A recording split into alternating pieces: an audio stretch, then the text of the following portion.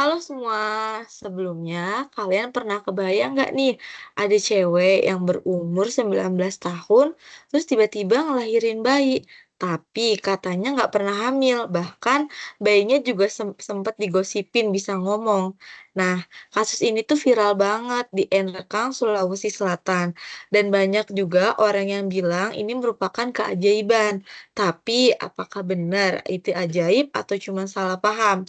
Nah, maka dari itu, kami dari kelompok 3 akan bahas cerita mengenai tim medis yang periksa bayi ajaib di Enrekang. Apa hasilnya? Mari kita bahas bersama. Nah, di sini aku juga tidak sendiri, aku bersama 5 orang temanku. Yang pertama itu ada Arini Valentine, yang kedua ada Dewi Seri Angel, yang ketiga ada Ismi Rahmawati, yang keempat ada Marta Yuniar, yang kelima ada Rachel Mutia, dan yang terakhir ada aku sendiri, Salsabila. Boleh di next?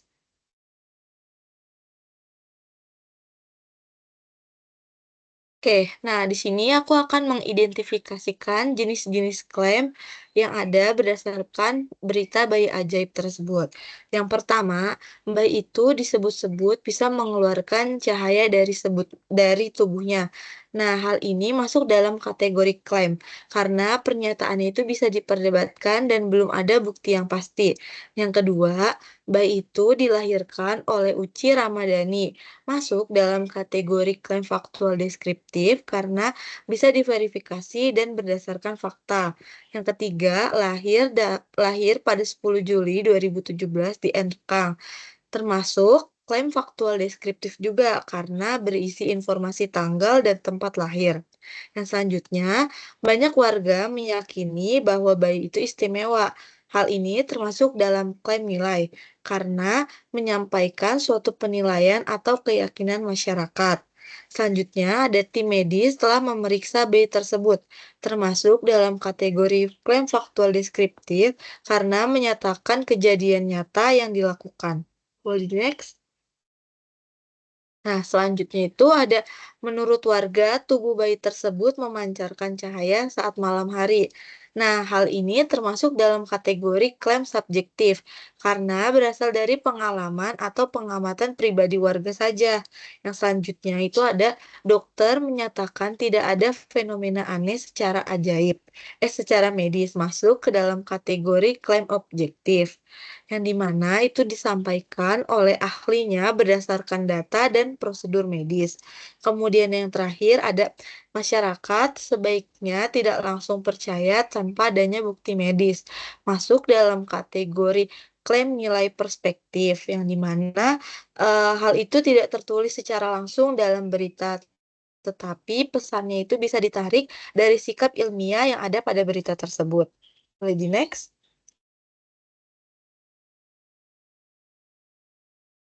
Selanjutnya akan dijelaskan oleh Marta. Oke, makasih Salsa. Selanjutnya adalah kita melakukan identifikasi masalah. Kita sudah membagi 4. Yang pertama ada fakta awal yang muncul, penyebaran informasi, respon awal masyarakat, dan potensi masalah yang muncul. Yang pertama adalah fakta awal yang muncul. Seorang remaja bernama Uci Ramadhani berusia 19 tahun diklaim tiba-tiba hamil dan melahirkan dalam waktu singkat tanpa tanda-tanda kehamilan sebelumnya. Dan bayi yang dilahirkan itu dikabarkan bisa langsung berbicara bahkan mengucapkan salam. Jadi peristiwa ini terjadi setelah Uji melakukan sholat tahajud. Yang kedua adalah mengidentifikasi masalah menurut penyebaran informasinya. Masalah makin membesar karena kabar ini cepat menyebar lewat omongan warga dan media sosial. Akibatnya masyarakat jadi ramai membicarakan, bahkan media nasional ikut memberitakan. Di sini terlihat kurangnya verifikasi saat informasi pertama kali muncul. Yang ketiga adalah identifikasi masalah menurut respon awal masyarakat. Reaksi masyarakat terbagi dua, ada yang langsung percaya dan menganggap ini keajaiban. Tapi ada juga yang meragukan dan menganggap ini tidak masuk akal. Ini menunjukkan bahwa tingkat literasi masyarakat dalam menilai informasi masih bervariasi. Dan yang keempat adalah identifikasi masalah menurut potensi masalah yang muncul. Terdapat misinformasi dan hoax. Kabar tidak diverifikasi bisa menyesatkan dan menciptakan kehebohan. Dan yang kedua adalah ketegangan sosial, terdapat perbedaan pandangan, bisa memicu konflik, atau pembentukan opini yang tidak berdasar. Yang ketiga, ketentuan terhadap eksploitasi, keluarga atau bayi bisa menjadi objek perhatian yang berlebih atau dimanfaatkan oleh pihak-pihak tertentu. Yang terakhir adalah kurangnya pemahaman masyarakat tentang kesehatan reproduksi. Jadi kasus ini juga menunjukkan bahwa masih rendahnya literasi tentang proses kehamilan atau reproduksi. Boleh di next? Selanjutnya adalah analisis fakta dan temuan medis. Jadi pemerintah Kabupaten Nrekang melalui Dinas Kesehatan mengirim tim medisnya untuk memeriksa kondisi ibu dan bayi tersebut. Awalnya keluarga Uji menolak pemeriksaan tersebut, namun setelah dibujuk mereka akhirnya bersedia. Dan ada dua kondisi yang ditemukan. Yang pertama adalah kondisi ibu. Kondisi ibu ditemukan stretch mark atau garis-garis halus pada perut Uji atau si ibu ini yang umumnya muncul akibat perubahan hormon selama kehamilan. Dan kondisi bayinya, bayi lahir dengan berat 3 kg dan panjang 48 cm, di mana kondisi bayi ini memiliki fisik normal dan tidak menunjukkan kemampuan berbicara seperti yang dikabarkan dapat berbicara dan mengucapkan salam. Boleh di next? Selanjutnya adalah evaluasi dan refleksi kritis. Kasus ini mencerminkan bagaimana mitos dan informasi yang tidak terverifikasi dapat dengan cepat menyebar dan mempengaruhi persepsi masyarakat. Dan ada beberapa poin yang kami telah evaluasi, yaitu ada 3. Yang pertama, pentingnya edukasi kesehatan. Yang kedua, peran media dan pemerintah. Yang terakhir adalah pengaruh budaya dan kepercayaan lokal. Yang pertama dulu adalah pentingnya edukasi kesehatan. Dan pentingnya edukasi kesehatan ini karena kurangnya pemahaman tentang proses kehamilan dan persalinan dapat menyebabkan masyarakat mudah percaya pada informasi yang tidak ilmiah yang kita temukan dari kasus uji ini. Yang kedua adalah peran media dan pemerintah. Respon cepat dari pemerintah daerah dan media dalam melakukan verifikasi dan memberikan informasi yang akurat sangat penting untuk meredam penyebaran hoaks atau berita-berita yang tidak benar. Yang terakhir adalah pengaruh budaya dan kepercayaan lokal. Kepercayaan terhadap hal-hal supranatural masih kuat di beberapa komunitas, sehingga informasi yang tidak masuk akal ini pun bisa diterima tanpa kritis atau berpikir panjang. Boleh di next? Oke, selanjutnya akan dijelaskan oleh Arini. Oke, untuk slide selanjutnya yaitu kami membahas mengenai analisis argumen, counter argumen, dan silogisme kategoris mengenai berita tersebut. Bagian pertama yaitu argumen. Setelah dilakukan pemeriksaan oleh tim medis, bayi DN Rekang dinyatakan dalam kondisi normal karena tidak ditemukan tanda-tanda keajaiban fisik maupun kemampuan berbicara. Jadi masyarakat sebaiknya berpegang pada hasil pemeriksaan medis dan tidak mudah mempercayai kabar tentang bayi ajaib tanpa adanya bukti yang jelas. Analisis ini bisa disebut sebagai argumen karena menyampaikan klaim yang didukung dengan alasan dan bukti yang konkret. Selanjutnya yaitu analisis counter argumen. Kabar bahwa Uci hamil secara tiba-tiba tanpa proses pembuahan dan bayinya yang mengucapkan salam menggegerkan masyarakat. Oleh karena itu dibutuhkan klarifikasi menyeluruh untuk memisahkan fakta medis dari rumor seputar peristiwa ini. Hal ini bisa disebut sebagai counter argumen karena menanggapi dan juga memberi sudut pandang lain dari argumen utama. Yang terakhir yaitu analisis silogisme kategoris. Untuk premis mayornya, semua bayi normal tidak memiliki kemampuan berbicara sejak lahir. Dan untuk premis minornya, bayi di Rekang dinyatakan normal oleh tim medis. Maka dapat diambil kesimpulan bahwa bayi di Rekang tidak memiliki kemampuan berbicara sejak lahir. Hal ini bisa disebut sebagai silogisme kategoris karena menggunakan struktur logika formal berdasarkan kategori yang ada. Boleh di next? Oke, untuk slide ini kita pakai pola deduktif, yaitu dari premis umum ke premis khusus lanjut ke kesimpulan. Nih, misalnya kita tahu ya kita tahu secara umum bahwa kehamilan tuh butuh pembuahan yang berlangsung sekitar 9 bulan. Nah, saat diperiksa, Uci ternyata punya tanda-tanda kehamilan normal, seperti stretch mark dan pendarahan saat melahirkan. Jadi kita bisa simpulin bahwa bayinya bukan hasil dari sebuah keajaiban, tapi proses kehamilan biasa. Lalu soal kabar bayi yang bisa ngomong, kita pakai logika lagi nih. Secara umum, bayi baru lahir belum bisa bicara kan ya. Dan saat dicek, bayinya cuma nangis seperti bayi normal. Artinya cerita soal bayi biasa itu nggak terbukti. Terakhir kita tahu kalau pemeriksaan medis itu objektif. Tim dari Dinas Kesehatan NREKAM turun langsung dan hasilnya nggak ada keanehan medis. Jadi nggak ada bukti ilmiah yang mendukung klaim bayi ajaib.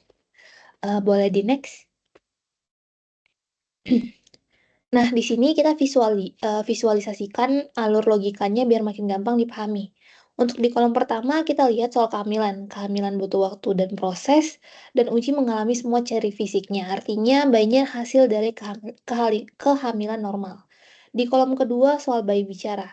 Secara logika dan fakta medis, bayi baru lahir belum bisa bicara. Karena bayi uji cuma menangis, berarti kabar itu hoax. Dan kolom terakhir metode medis, di mana pemeriksaan tim kesehatan sifatnya objektif dan mereka nggak temuin kejanggalan apapun. Jadi nggak ada unsur bayi ajaib secara medis. Oke, next.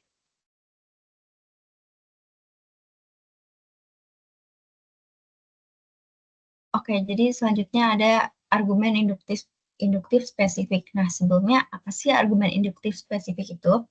Jadi argumen induktif spesifik ini adalah jenis penalaran yang menarik kesimpulan berdasarkan pengamatan terhadap kasus-kasus khusus atau spesifik. Nah, tapi kesimpulannya ini tidak bersifat mutlak, melainkan kemungkinan besar-besar. Yang pertama ada jenis analogi, yang kedua ada generalisasi induktif, dan yang ketiga ada kausalitas. Dimulai dari yang pertama, analogi, yaitu menarik kesimpulan berdasarkan kesamaan antara dua hal atau situasi. Jika dua hal memiliki beberapa kesamaan, maka diasumsikan mereka mungkin memiliki kesamaan yang lain. Sebagai contoh, kasus bayi yang direkang ini, yaitu bayi yang ditemukan dalam kondisi sehat tanpa penjelasan medis direkang mirip dengan kasus-kasus bayi ajaib lain di dunia yang telah diperiksa. Ternyata memiliki penjelasan medis yang alami. Nah, oleh karena itu, kemungkinan besar bayi direkang juga memiliki penjelasan medis yang rasional. Kemudian, generalisasi induktif. Generalisasi induktif yaitu membuat pernyataan umum tentang seluruh populasi atau kategori berdasarkan sampel atau serangkaian pengamatan yang terbatas. Dalam contoh kasus ini, yaitu berdasarkan pemeriksaan medis terhadap bayi rekang, ditemukan bahwa bayi tersebut sebenarnya lahir secara normal tanpa unsur mistis. Karena beberapa bayi yang disebut ajaib dalam kasus lain juga terbukti lahir secara normal. Maka dapat disimpulkan bahwa sebagian besar kasus bayi ajaib kemungkinan besar adalah kejadian medis biasa yang belum langsung dipahami oleh masyarakat itu sendiri. Yang ketiga ada kausalitas atau hubungan sebab akibat. Nah, di sini menentukan hubungan sebab akibat antara dua peristiwa atau variabel berdasarkan pengamatan atau data yang tersedia.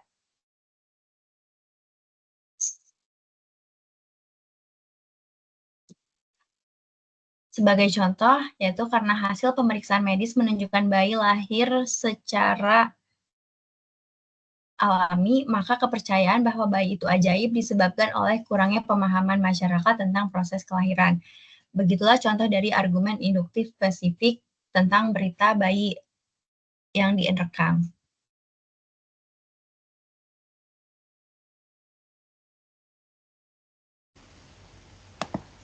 Oke, selanjutnya kita analisis kesesatan informal. Di sini ada 8, tapi sebelumnya apa sih kesesatan informal itu? Kesesatan informal adalah jenis kesalahan dalam penalaran atau argumen yang terjadi karena penggunaan bahasa, emosi, atau konteks sosial, bukan karena kesalahan dalam struktur logika formalnya.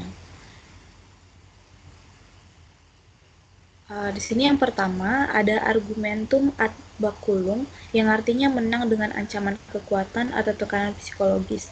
Contoh dalam berita bayi ajaib itu bisa kita lihat awalnya keluarga Uci menolak keras, namun tim khusus terus membujuk, akhirnya berhasil melakukan pemeriksaan khusus. Kita analisis bahwa tekanan otoritas pemerintah digunakan untuk memaksakan kesediaan keluarga menjalani pemeriksaan. Ini menunjukkan penggunaan kekuasaan untuk mendukung posisi tim medis. Selanjutnya ada argumentum ad misericordiam yang artinya meminta belas kasihan agar argumennya diterima. Contoh yang tersirat dalam berita tersebut yaitu tim ngotot melakukan pemeriksaan dan seolah bertindak demi kesehatan ibu dan bayi. Di sini analisisnya, meskipun tidak eksplisit, argumen seolah membangun simpati terhadap pihak medis sehingga masyarakat menerima tindakan mereka sebagai demi kebaikan, bukan dengan alasan logis. Yang ketiga ada argumentum ad populum, yang artinya menggunakan kepercayaan orang banyak untuk menguatkan klaim. Dalam beritanya bisa kita lihat cerita warga yang mengatakan bahwa bayi itu bisa bicara. Wartawan mengangkat cerita populer atau rumor sebagai sesuatu yang layak diklarifikasi, sehingga memberi bobot seolah cerita itu penting karena banyak orang yang membicarakannya. Selanjutnya ada argumentum ad hominem, yang artinya menyerang orangnya bukan argumennya. Contoh tersirat juga dalam beritanya, penolakan keluarga awalnya menjadi sorotan sehingga mengesankan mereka tidak jujur. Di sini kita bisa lihat kesan yang muncul karena keluarga menolak pemeriksaan, maka mereka patut dicurigai. Namun ini menggiring opini pembaca untuk menilai karakter pribadi bukan dari fakta medisnya. Selanjutnya ada argumentum ad verecundiam, yang artinya mengutip otoritas yang tidak relevan atau tak kredibel. Di sini kita bisa lihat contohnya pernyataan medis disampaikan oleh Dr. Gigi Sri Siswanti Zainal. Artinya apa? Meskipun seorang kepala puskesmas, keahlian beliau bukan dalam bidang kandungan atau pediatri, sehingga mengutipnya untuk pembuktian medis kehamilan bisa dikategorikan sebagai penggunaan otoritas yang tidak tepat. Selanjutnya ada argumentum ad ignorantiam, yang artinya menganggap suatu hal benar hanya karena belum terbukti salah. Contohnya, tidak ditemukan keanehan seperti bayi bisa bicara, maka bayi itu tidak ajaib. Di sini kita bisa nilai hanya karena tim tidak melihat bukti bayi bisa bicara saat itu, bukan berarti kejadian tersebut tidak mungkin terjadi sebelumnya. Premis dari ketidaktahuan digunakan untuk menyimpulkan ketiadaan keajaiban.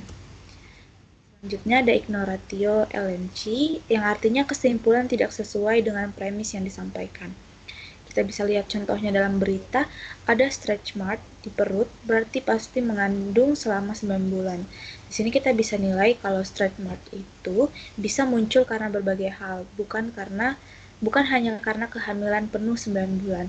Kesimpulan medis ini tidak logis jika hanya berdasar satu indikasi. Dan selanjutnya ada argumen bayangan, yaitu argumen yang terakhir, mendistori argumen lawan agar mudah dipatahkan. Contohnya dalam berita kita bisa lihat cerita beredar bahwa Uci hamil tanpa pembuahan. Dalam ilmu medis tidak mungkin perempuan hamil tanpa pembuahan. Kita bisa lihat media menyederhanakan kepercayaan masyarakat menjadi argumen ekstrim, yaitu hamil tanpa pembuahan untuk memudahkan penolakan. Padahal mungkin masyarakat hanya bingung atau menyampaikan kejadian yang tidak biasa secara awam. Demikian hasil presentasi dari kelompok kami. Atas perhatian dan kerjasamanya kami ucapkan terima kasih.